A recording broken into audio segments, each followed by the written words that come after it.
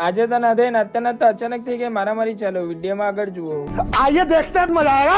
Good morning Har Har Mahadev. તો સ્વાગત છે તમારા મારા આજના નામની બ્લોગમાં. આજે તો સવારમાં 7 વાગે નાઈને થઈ ગયા રેડી ને પછી પપ્પાને અને મમ્મીને ચાંદલો પાડીને કરી લીધો. આજે 9 વર્ષ હતું એટલે હેપી ન્યુ યર. ને પછી કાકાના છોકરા સાથે અમે લોકો નીકળી ગયેલા હતા ભાઈબંધને ઘરે જવા માટે. ને આજે તો જો આપણો ભાઈબંધ નવી ગાડી પણ લઈ આવ્યો છે. ને પછી અમે લોકો નીકળી ગયેલા હતા માવલી માતાના મંદિરે દર્શન કરવા માટે. ને આવીને ઉભી રહી ગયેલા હતા અમે લોકો લાઈન. મને લાઈન તો જો કેટલી બધી છે તે દર્શન કરવાની. ને પછી દર્શન કરીને બહાર આવી ગયેલા હતા. ને બહાર પણ તો જો કેટલી બધી લાઈન લાગેલી છે આજે તો. ને પછી આવેલા હતા અમે એક્સેસ લઈને. ને અત્યારે જતા છે અમે લોકો બુટલેગર લઈને. ને ત્યાર પછી ડાયરેક્ટ પાછા નીકળી ગયેલા આજે તો પાછા વઘઈ જવા માટે. ને પછી પહોંચી ગયેલા હતા વઘઈ તડકેસર હનુમાન દાદાના મંદિરે. ને આજે તો 9 વર્ષ છે એટલે ભીડ પણ જુઓ કેટલી બધી છે તે. ને પછી દર્શન કરીને અમે લોકો નીકળી ગયેલા હતા ગાર્ડનમાં જવા માટે. ને પછી અમે લોકો આવી ગયેલા હતા ગાર્ડન પાસે. ને આજે તો ખબર નહીં ગાર્ડન પણ બંધ હતું એટલે પછી અમે લોકો બધા આવી ગયેલા હતા નદી પાસે નદીનું વ્યૂ જોવા માટે. ને ત્યાર પછી અમે લોકો નીકળી ગયેલા હતા પાછા ઘરે જવા માટે. ને ગરમી પણ બહુ લાગ્યા કરતી હતી એટલે. ને રસ્તામાં મળી ગયેલા હતા આપણને મંકીસભાઈ લોકો. ને પછી બપોરે તો જો અચાનક આજે તો વરસાદ પણ આવવા લાગી ગયો છે. ને ત્યાર પછી ડાયરેક્ટ રાતના થઈ ગયેલા હતા રેડી આપણે ગરગડીએ જવા માટે. ને પછી અમે ભાઈબંધ સાથે પહોંચી ગયેલા હતા નાદાઈ ગરગડીયા મંદિર પાસે. ને આ છે મહાદેવનું મંદિર. ને આજે પબ્લિક તો જો કેટલું બધું પબ્લિક છે. મને તો જોઈને બીક લાગ્યા કરતી છે કે અમે લોકો નાચતા નાચતા વચ્ચે ખોવાઈ ગયા તો.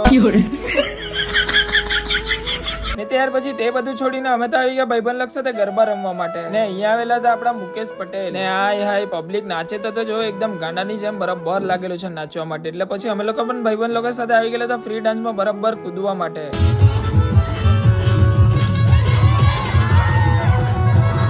પછી આ બાજુ તો નાચતા નાચતા અચાનક થઈ ગયેલી હતી મારામારી ચાલુ. ને અહીંયા રાહુલભાઈ ને તો જો લાગેલો છે એટલે જ બરાબર નાચવા માટે. પછી વાગી ગયેલા હતા રાતના 2:30 એટલે પ્રોગ્રામ પણ પતી ગયેલો હતો. ને ચાલો મળીએ નવા બ્લોગમાં. Thank you.